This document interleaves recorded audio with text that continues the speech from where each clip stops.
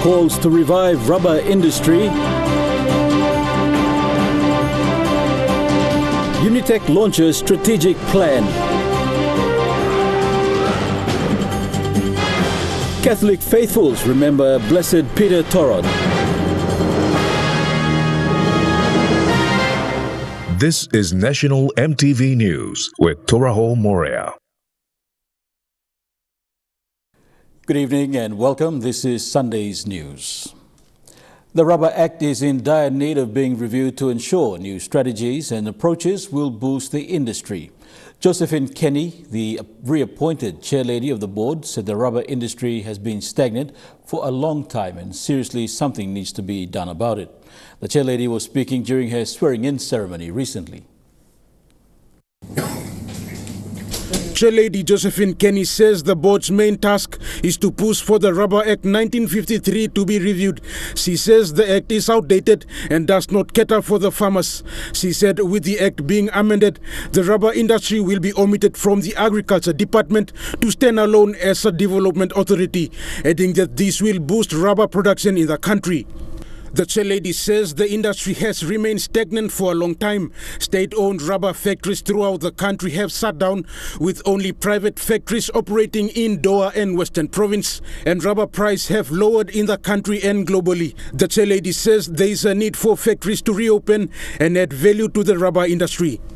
The chairlady further highlighted the need for more research to identify how much is needed to revive the industry. Meantime, a total of 2 million kina have been allocated to the industry, with some of the funds used for research and data collection in parts of the country. She is confident the industry will be developed. The chairlady was also sworn in together with few other members of the rubber board. DAL Secretary Daniel Kombuk says rubber has many uses and needs to be revived. Breeding problems that they have in many other countries, and rubber is one of them. Rubber has been the mainstay of the economy some many years ago, and rubber is also the price of rubber went down because of the marketing and stuff like that. But now we're trying to revive the rubber. Rubber is.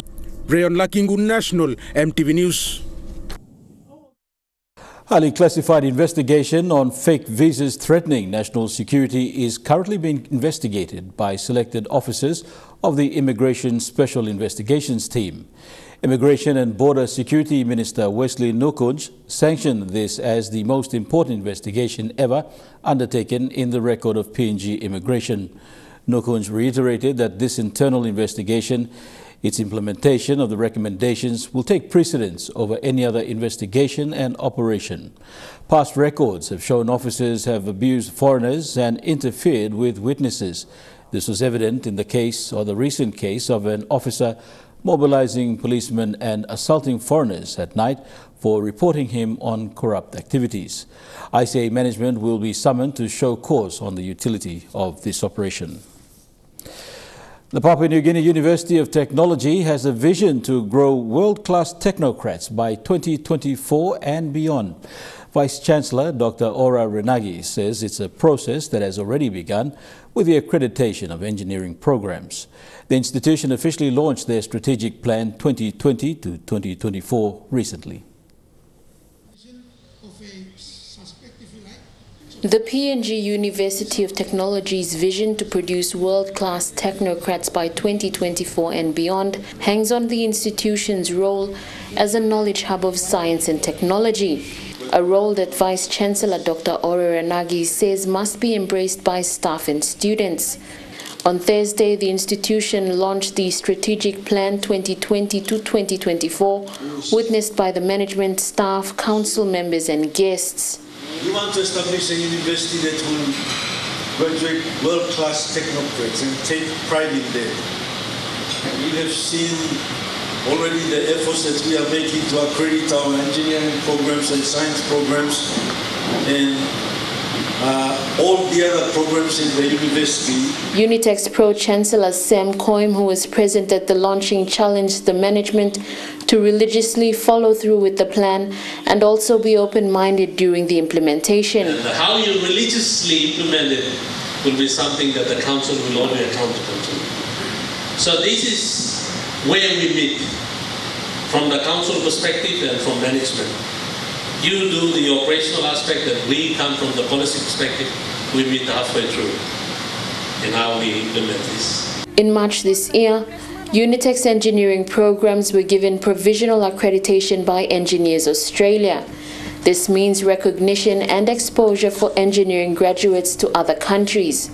Council member Sena Goraborgan says this is part of the process towards achieving the vision. That's the kind of language, that's the kind of vision that we envision that will come and happen. So it is happening already. It's not a dream and a pie in the sky for us. It is happening. Lucy Kopana, National EMTV News, Leh.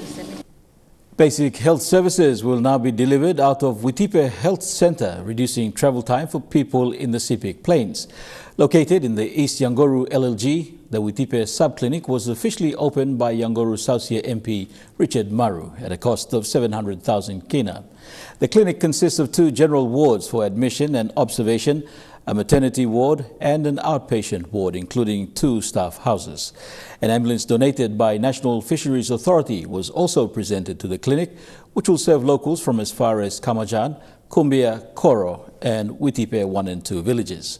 The operations of the clinic will be managed by the Sepik Mission of the Seventh-day Adventist Church. Other government services into the Witipe area include the sealing of a 18-kilometer road connecting Witipe and the main Sepik highway and the construction of a 4-in-1 double classroom. This is National EMTV News. We'll be back with more stories after the break. Stay with us.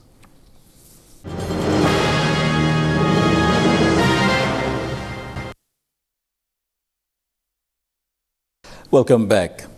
On July 7, 1945, a gruesome murder took place. A lethal injection was not enough and he was held down and struck with a beam. 75 years have passed and still Blessed Peter Torot is remembered as a martyr by Catholics in PNG, the catechist who was murdered for doing Christian work during World War II. Today was the 25th year of his beatification. It has been 75 years since the death of Blessed Peter Torot, the martyr who defied the Imperial Japanese Army and continued on with catechism of the Catholic faith during the Second World War in New Guinea. The martyr from East New Britain was beatified in 1995 by Pope John Paul II. Catholics in Papua New Guinea have celebrated the feast day of Blessed Peter Torot since 1995, and this year marks 25 years. Cardinal John Ribat was the main celebrant at the Mary Queen of the Pacific Parish, North Waigani, on the feast day today.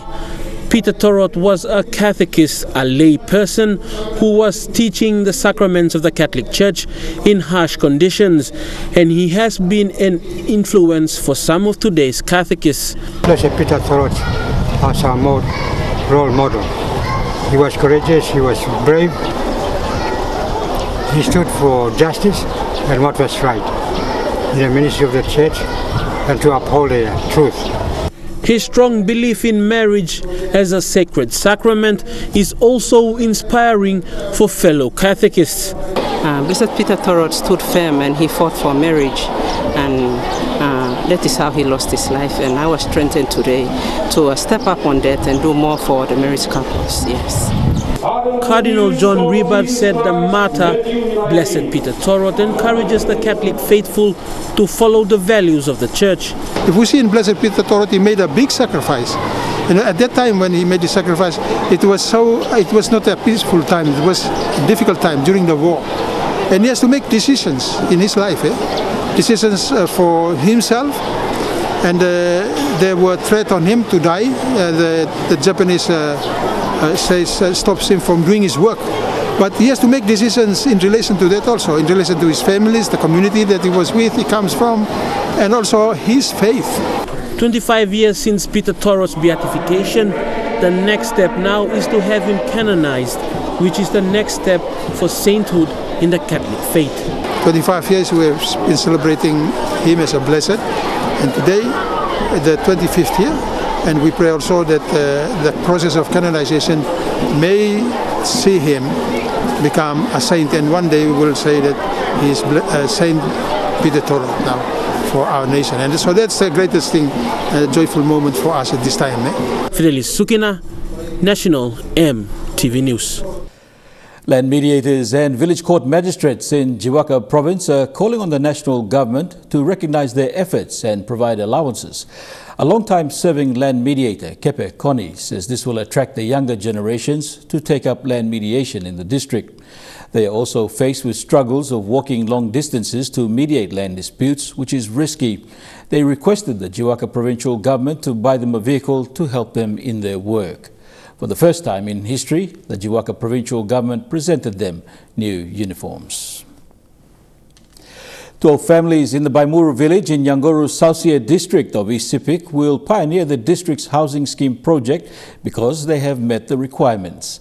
They were presented 366 sheets of 14-foot roofing iron by their local MP Richard Maru to build their houses during the soft launch of the project. 12 families will begin the project as soon as practical due to them building the frames for their houses, and any delay will result in the timbers rotting. The village housing scheme is a long-term intervention aimed at empowering locals to improve their living conditions by building modern homes. 500,000 kina in the district's 2020 budget was approved for the village housing scheme. When we return, we bring you news making headlines overseas.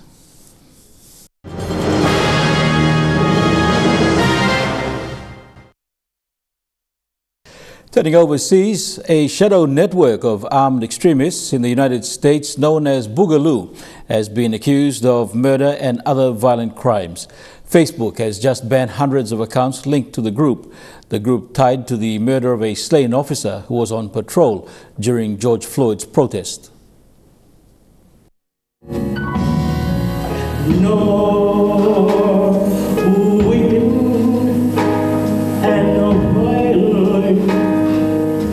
I would describe him as a strong man, a very compassionate man, a man that leads with his heart. He was one of those kind of people that would help anyone in need. That's why he was drawn to the protective services for his career.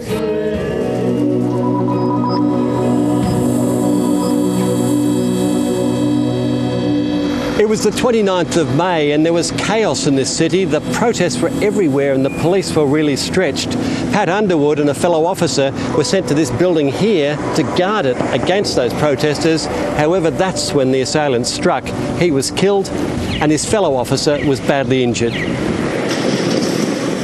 Pat's fiancée called, and then she said that Pat had been shot and he had been killed. At that point, I remember screaming, but I don't know if it was her or if it was me. Police alleged Air Force Staff Sergeant Stephen Carrillo fired the assault rifle used in that drive-by attack. The van driven by an accomplice, Robert Justice, both accused of belonging to the Boogaloo movement. A week later, police alleged Carrillo shot dead a sheriff's deputy during another gun battle. Somebody please come help! We are holding him on the ground right here! Local people caught and held Carrillo, but not before he'd scrawled Boog and stopped the duality in his own blood on the bonnet of a vehicle he'd carjacked. The Boogaloo term is used by extremists to reference a violent uprising or impending civil war in the United States. It's Boogaloo time. If we all stood together just one day, we could take this country back. Often sporting Hawaiian shirts and military-style weapons, the Boogaloo movement is a strange mix of far right and left, working to instigate a revolution against what they see as a corrupt and dangerous government. I don't give a damn about your state law. Okay. This video shows an armed Boogaloo group pushing their causes even before the Black Lives Matter protests. In the streets of Raleigh, North Carolina, they were demanding an end to the coronavirus restrictions. 22-year-old Ryan Titus is an active member of Boogaloo. He and others grabbed their guns and travelled to Minneapolis when violent protests erupted after the killing of George Floyd. There were some alleged reports from the KKK that they had planned to attack certain parts of North Minneapolis in a particularly African-American neighborhood. So we were out there working with those communities to make sure that those points were defended.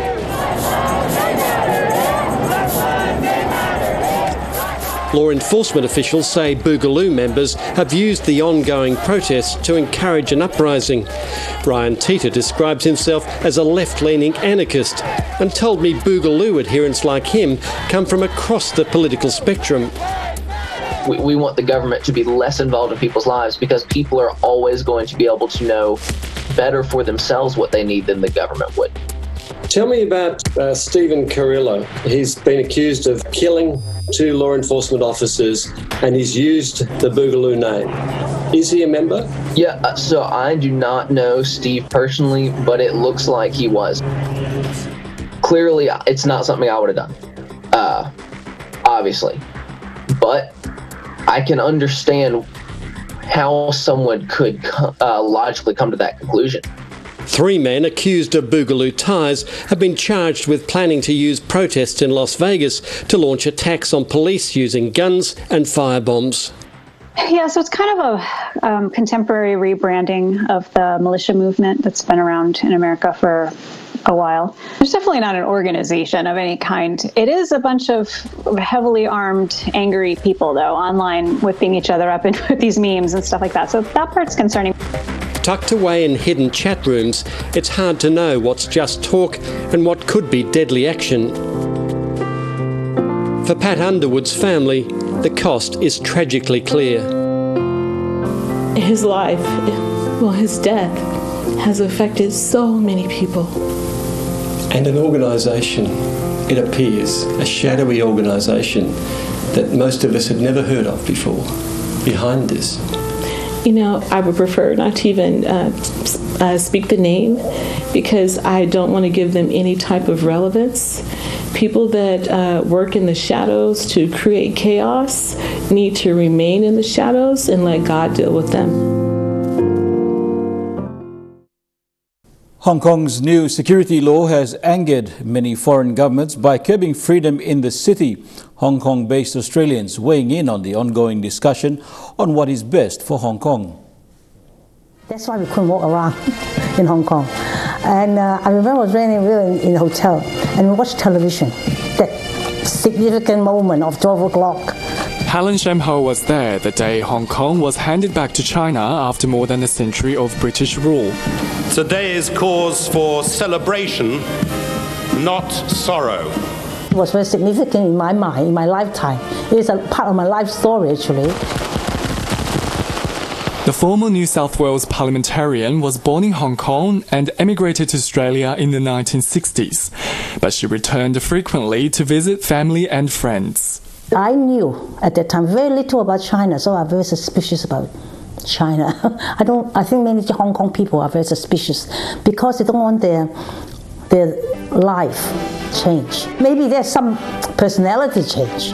Of course, there's some changes, but not significant changes that affect your life.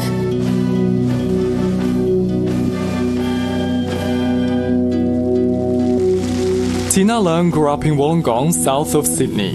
Her family left to Hong Kong before the 1997 handover, anxious over what it would mean for freedoms in the city. She was 12 when the ceremony took place. It's kind of this clear cut in the line where this is the Hong Kong that we knew, that my parents and my aunties and uncles kind of grew up with, and this is what it is in the future. Now that Beijing has passed its controversial national security law, some believe the one country, two systems model agreed to after the handover is finished. Definitely definitely a broken promise. I really think it's the whole concept of one country, two systems, a bit of a propaganda line, really. But it makes me really angry as well that China couldn't wait the 50 years before, asserting its influence. But Ms. Shamho is defending the law, saying it's necessary. So what's wrong with it? I actually resent my own Prime Minister trying to suggest the national security law is wrong in Hong Kong, because Hong Kong is part of China, so they should have their own national security law. Why not?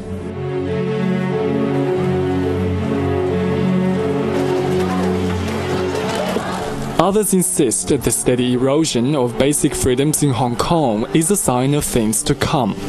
Because the freedom of speech is not there. A lot of censorship in all kind of media industry.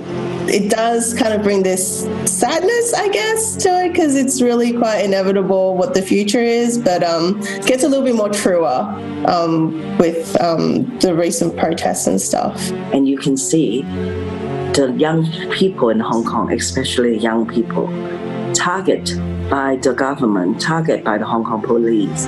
They are our next generation. They are our future. If our future be our young people be targeted like that way, what kind of future we have in Hong Kong? In the 23 years since the handover, Hong Kong's future has never looked as uncertain as it does today. Beijing says it's concerned about India banning Chinese mobile apps such as TikTok and WeChat. They were removed from Google and Apple app stores after New Delhi claims it was a threat to its national security. The move by India is its strongest since the border crisis erupted between the two nations. First, smile. Second, stick your finger in between your teeth. Now remove your finger. Now put it all together and tilt your head. Sumit Jain, one of India's many TikTok stars with nearly 4 million followers. But his Dance with fame could come to an abrupt halt, with India announcing 59 apps are being banned, as they pose a threat to the country's sovereignty and security. The government's received complaints and reports about the misuse of apps for stealing user data and transmitting this to servers outside India. It is a matter of very deep and immediate concern which requires emergency measures, says the Ministry of Electronics and IT. The apps happen to belong to Chinese companies, and some analysts can make sense of India's claims. Another programmer did a detailed analysis of the Android version of TikTok and found that it was taking a look at a lot of things that it had no need to take a look at. So there are now a lot of questions about why TikTok is being so greedy about sucking up information when it's running on people's smartphones. And it could be, God forbid, that information is ending up in the hands of the Chinese government. I mean, it is owned by a Chinese company, ByteDance. Chinese government definitely takes a strong interest in those kinds of products. Beijing has responded disapprovingly, saying India has a responsibility to uphold the rights of Chinese businesses. TikTok is one of the more popular apps impacted by the ban, with 120 million users in India alone. Chinese microblogging platform Weibo, Tencent's WeChat and Alibaba's UC browser are also on the list. TikTok has responded, saying the company has not shared any information of its users in India with any foreign government, including the Chinese government, placing the highest importance on user privacy and integrity. But while tensions between India and China remain high, with recent clashes at the disputed border leaving at least 20 Indian troops dead, the battle online looks set to continue, with fans of the apps stuck in the middle. Tens of thousands of foreign workers in Lebanon are being abandoned by their employers because of the country's spiraling economic crisis. Many are maids from Ethiopia, and because of the coronavirus, borders are still closed, meaning many have nowhere to go. Before the financial crisis, these women were cleaners and nannies for Lebanon's elite. Now, kicked out of their jobs and accommodation, they're sleeping on the street outside their embassy in Beirut. I don't have a residency permit, I don't have my passport, no money, only this bag. I've got nothing and I don't know what to do. Lebanon's rich and middle class have been hit hard by a currency crash and the collapse of the country's financial system. They can no longer afford the domestic workers from overseas and have kicked them out of their homes, sometimes violently. He hit me, then I ran away. I'm so scared he might kill me. I left everything I have behind and I ran away. The workers are bound to a specific employer under a system known as kafala that's exempt from Lebanon's labour laws. The kafala system allows you to completely control the worker and the life and the freedom of the worker that works at your house, which turns the workers into slaves. The kafala system had a bad reputation even before this current crisis, with many workers reporting abuse and mistreatment, and some even turning up dead.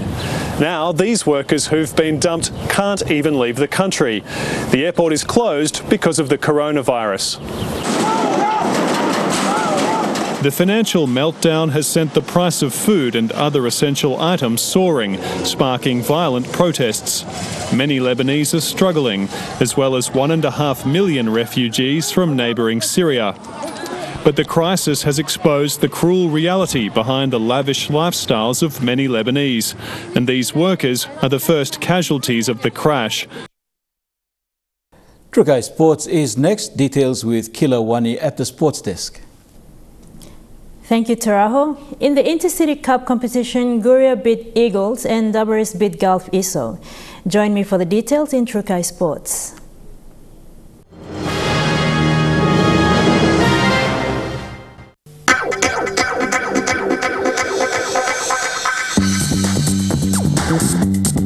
Trukai Sports.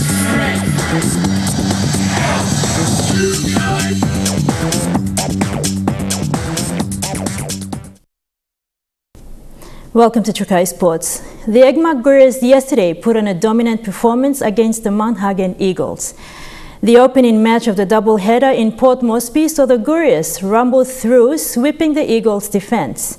Key experienced players in the Gurias team, Terry Wapi, Watson Boas and Wartovo Puara, to name a few, made sure the men from East New Britain held a firm grip on the match. In the end, Gurias managed to come out winners 30 points to 10 in a scrappy match which saw an inexperienced Hagen Eagles side get a hard lesson. Gurias are a better side, but this level will not give excuse. What are you in experience? You have to play the game. Okay, so what we learn now, first game we play, it's a stepping stone. I think Allen and Watson they pick up the combination well. With this inclusion, it's a bonus for the team as a club. I think he's been doing well in training, and today is that's his first game debut for the Magurias. He's doing well. I hope he'll pick up from time to time. In the second match of the doubleheader at the Sir John Guy Stadium, it was a Southern Region derby. Gulf Iso had the first taste of points with a 6-0 lead just 5 minutes into the match. But the Iso had to contend with poor possession of the ball. The team kept turning the ball over, allowing the Dabaris to cut the deficit to 2 points. An unconverted try by Philemon Kimisiv 10 minutes into the match saw Dabaris trail 6 points to 4. The Dabaris managed to level the score at 6-all after a penalty goal. Dabaris managed to dominate in this scrappy affair, with the team taking advantage of the Iso's handling errors and fatigue, eventually coming out winners in the end of 18 points to 16. In the piece, but that was, that's the way it goes. But apart from Philemon, look, Jack Alu on debut and Wallen Taulo, young guys, they stood up to the task today. Oh, we've got to work a little bit better, as I said before, with our ball handling and just decision making around certain areas, as well as be a little bit more tidy around the ruck. I think we were beaten by the bigger forwards going through the middle and didn't execute the technique a little bit. We can do a little bit more better, which we'll definitely visit during the week. And Trukai Sports continues after the break. Stay with us. Trukai Sports. Welcome back to Trukai Sports. Turning overseas now. In Super Rugby, Dan Carter's return to Super Rugby is a step closer after the first 5 turned out for his childhood club, Southbridge. It was Carter's 4th time donning the blue and white hopes of Southbridge, and the former 3 times World Player of the Year put in a full 80 minutes. It's been 6 years since Dan Carter's done this, running out for his hometown club Southbridge, much to the delight of the few hundred that lined the sidelines. In a top-of-the-table clash, West Melton were no match for Southbridge, with one of the game's greats running the cutter. Carter played a major hand in many of the home side's attacking plays, setting up 2 of their 6 first-half tries. His kicking from his hands was impressive. Off the tee, not bad either. He converted 6 of his 7 attempts at goal. All in all, it was a solid showing in a surprising 80 minutes of footy. I said 60 or 80. Our second 5, he got a bit of a tight hammy, so had to do the full 80, but yeah, it was good. It was Carter's first game in 4 months since returning from Japan early due to COVID. But was it enough to prepare him for a fairy tale return to Super Rugby against his old team, the Crusaders, next weekend? I'd say myself, I'm a bit rusty, to be honest. I'm not sure if I could play at Super Rugby level just yet, but you leave selections and things like that up to the coaches, but it's good to, I guess, make the first step back into potentially playing again. As expected, Carter received some extra attention from the West Melton defence, but that's exactly what he was after from the hit-out. It's not until you sort of take a couple of knocks and get up off the ground and get that match fitness, so I got a little bit of that today, which was pleasing, so yeah, it's a good start. He might have a few bumps and bruises, but nothing an ice pack and a few beers with his old man won't sort out. True club fashion, we've got to enjoy a couple of beers after a game like that, so we'll be walking home. A welcome return to grassroots footy today. Next up, Super Rugby Aotearoa for one of the game's all-time greats.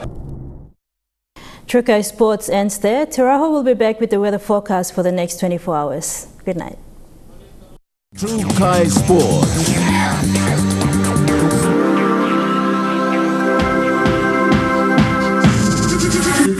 Trukai Sports.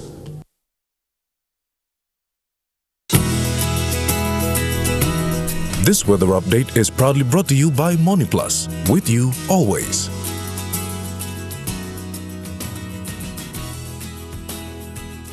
Weather forecast for tonight and tomorrow. Southern region, Port Moresby fine and sunny. Daru windy, fine and sunny. Kerma fine and sunny. Alatau partly cloudy with a shower or 2, and in Popondetta mostly fine, partly cloudy with afternoon showers. In Momase, Ley mostly fine, partly cloudy. Medang fine and sunny. Wewak fine, partly cloudy. And Vanimo fine and sunny. Over to the New Guinea Islands, Lorengau mostly fine, partly cloudy. Kavieng mostly fine, partly cloudy as well. Kokopo Rabaul, cloudy with a few showers. Kimbe cloudy with thundery rain showers imminent. And Buka cloudy with a chance of thundery showers. In the Highlands region, Mount Hagen, morning fog clearing, then mostly fine, partly cloudy. Goroka, morning fog clearing, then mostly fine. Bendi and Wabeg, morning fog clearing, then partly cloudy. The forecast for small crafts within the coastal waters of Papua New Guinea for the next 24 hours. Waters of southern PNG Indonesia border through Torres Strait to Daru, to Gulf Papua, to Hood Point and Samarai Island, seas 2.5 to 3.5 meters. Waters of eastern and western Milimbe Islands, seas 2 to 3 meters. Waters of Finschhafen through Vitius Dampier Straits to Siasi Island to Long Island to Kaka and to Manam Island, seas 1 meter to 2 meters. Waters of Manus and its western group of islands, seas 1 to 2 meters. Waters of New Ireland, New Britain, that should be East New Britain and Bougainville, seas 0.5 to 1.3 meters, and waters of West New Britain, seas 2 to 3 meters.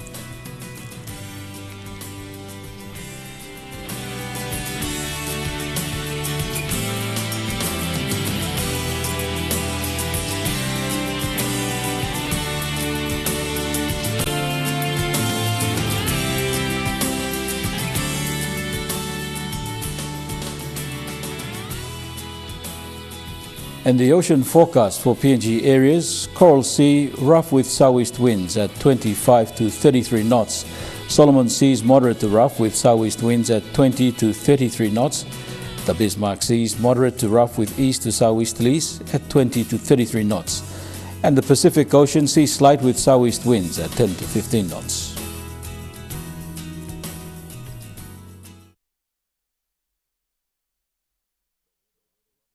Brought to you by MoneyPlus, with you always. That's the news, sports and weather for Sunday the 5th of July 2020. From all of us here at MTV, pleasant working week. Bye for now.